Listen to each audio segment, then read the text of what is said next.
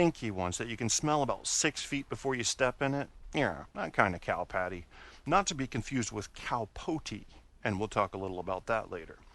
Bring it home, roll it up in a fajita shell, put that in the microwave for 1 minute and 37 seconds if you have a 1500 watt or better microwave, okay?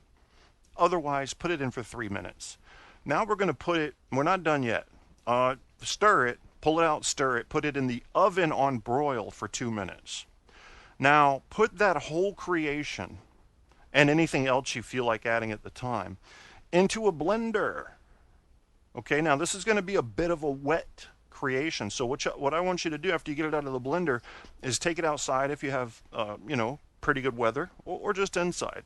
Spread it out on newspaper, let it dry.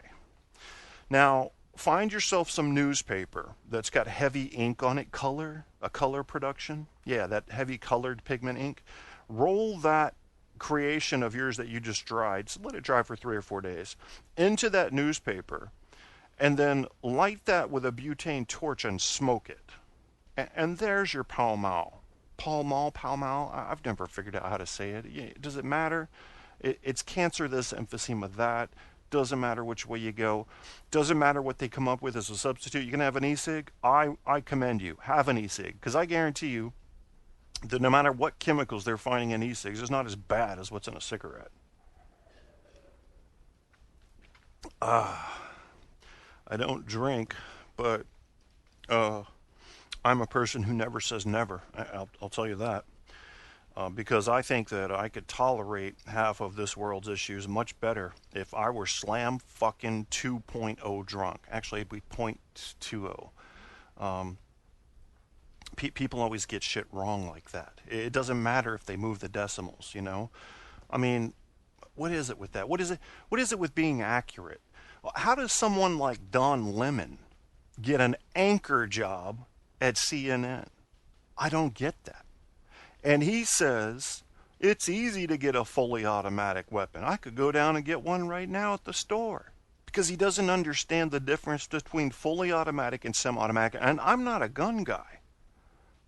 As far as owning a bunch of them. I just know that. I thought everybody knew that much. Oh my God, man. And that's just the smallest. I mean, he's actually pretty intelligent on current issues. Just Don Lemon, stay away from science, stay away from mechanics, and stay away from anything that would be considered a specialized field. Stick with your general subjects and you'll be fine. There's a sad thing happening out there in the news, and it's not just the news, but it's best amplified in the news, is that's people acting like they know more than they really do. That must be a natural human behavior. I can't see any other reason we would do it. We want to look smarter than we are. Why not? Why not? I'm a 7 on a 10 scale. Let me try to look like an 8 or a 9. Let me promote myself, promote my cause better. It doesn't feel right to me. I can't do that. Maybe I used to. I don't think about me a lot. I find so much interesting out in the world, I forget who I am sometimes, and that's just the way I like it. And I'm not saying you're selfish if you think about you a lot, but I wonder how you find a lot of time to think about you. If with all that interesting stuff happening out in the world with all those other people, it's amazing to me. And I just take it in and take it in and take it in. I got to have a steady diet of it every day. I got to have news. I got to have something to read. You know, I'm reading... I can't remember the fucking author's name right now because my short-term memory's going, but it's one of the books about William Wallace that's nonfiction, and I'm reading it, I think, for the 3rd time through.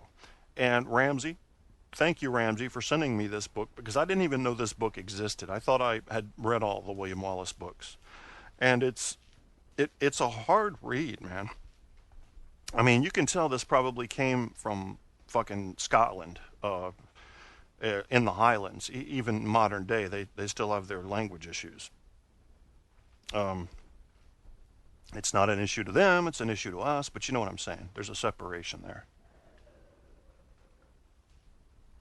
I'd like to learn to drink my coffee more silently.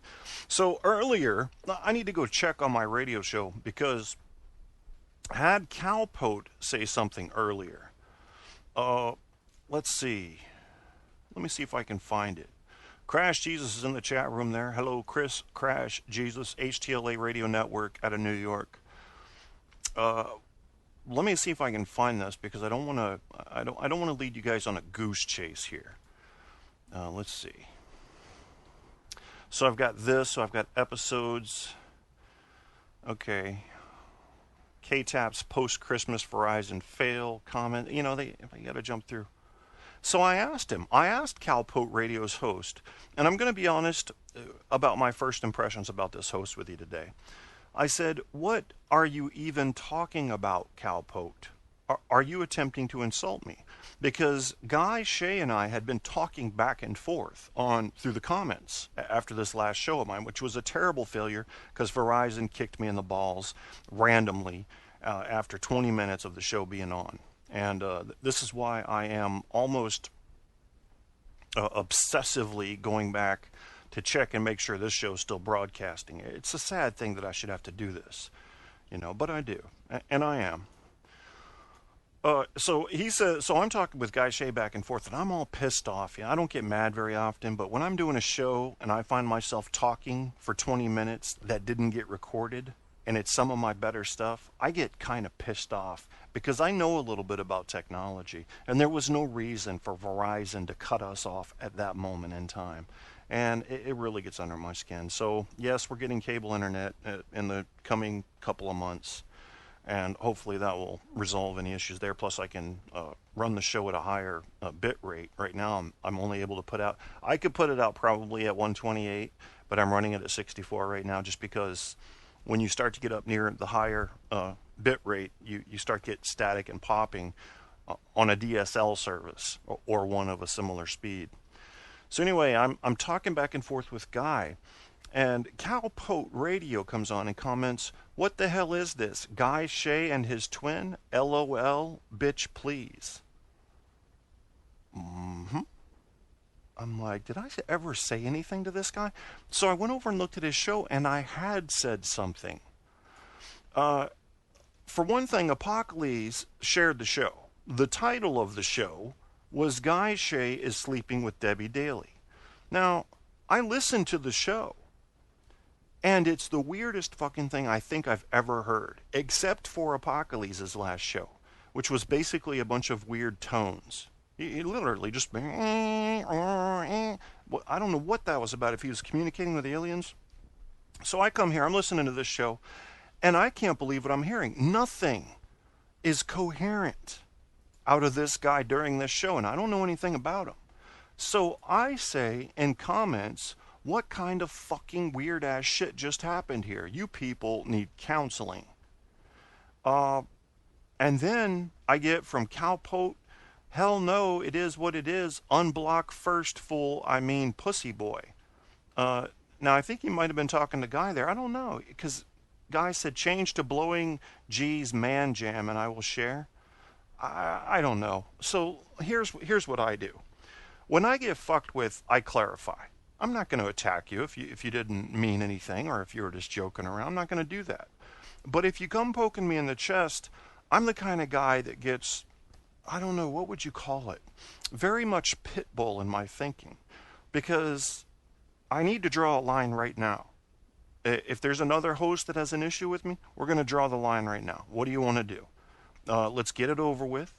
Let's go ahead and establish the relationship we have. Don't know why you've come out of your shell to come after me or out of your closet or whatever you were in, but here I am, and I'm not budging.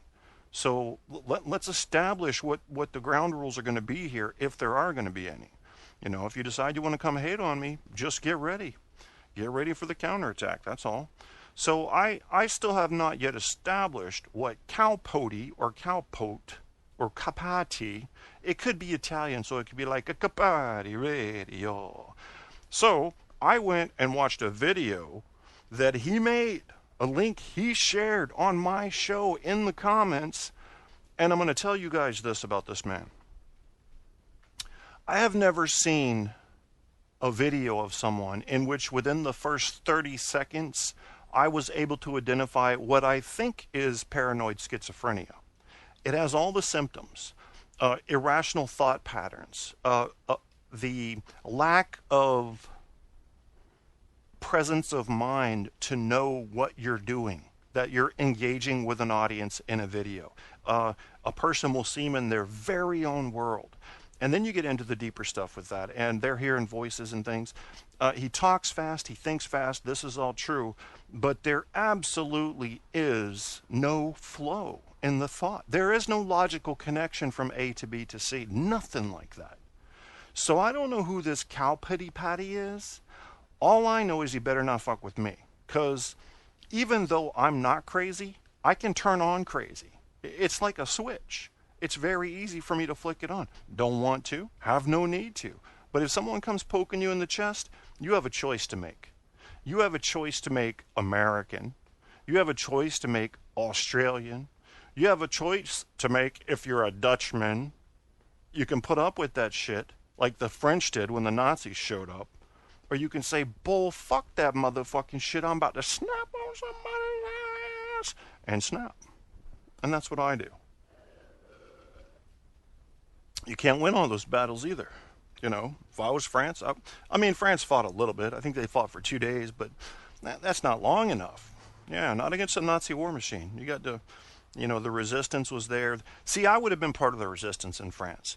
I would have said, okay, we do not have the military to compete with this German war machine. We don't have it, even if we have the will. And the people's will's already been broken. They came in with the blitzkrieg tactics. They broke the will. They scared the shit out of the city people. News of what they did spread to the country people, but there was a core element in France, and I salute them, that said, oh, no, no, no, no. We will not deal with this. Well, that sounded rather German. And they started organizing, and they started getting into these missions to sabotage German transports, whether they were carrying troops or equipment or supplies, didn't matter. To sabotage their communications, to assassinate their leaders when and where they could, and to basically say, you guys just showed up in our country and we never saw the invite. I didn't send an invite, did you? Pierre? No, I didn't send an invite. Did you, Jérôme? Not at all. No, pas du tout. So we're going to have to kick a little ass on the back end here. We don't have the front side military for it. Good for you, French resistance. Good for you. And that's what we would have. That's kind of what we did have really here in America when the Revolutionary War began, because there were so many who didn't want. First of all, it comes down to two things. One is these people are working. They've got crops. We've got 13 states, if you want to call them that, and they don't want any trouble. That's their first thought. I just want to raise my family in peace. So they're not pussies. They just don't want to go pick in a fight with anybody. And then they have not thought about their potential to be free people. They haven't even thought about that. It's just, look, nobody's fucking with me. I'm raising my crops, raising my family. Everybody's happy. So you got to go convince all them to fight. And because you can't do that easily, because people enjoy peace, you have a small group of people that says we're gonna fight this fight.